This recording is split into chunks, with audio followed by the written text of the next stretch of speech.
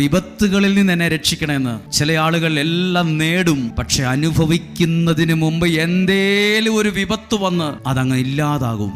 അതാ മുമ്പേ പറഞ്ഞു, വീട് വെച്ചു പക്ഷെ താമസിക്കാൻ പറ്റിയില്ല, കുടുംബജീവിതം ആരംഭിച്ചു പക്ഷെ സന്തോഷമില്ല, എല്ലാം നേടി പക്ഷെ വിപത്തുകളിൽ നിന്ന് സംരക്ഷിക്കണേന്ന് ചിലപ്പോ പ്രാർത്ഥിച്ചു കാണില്ലായിരിക്കാം.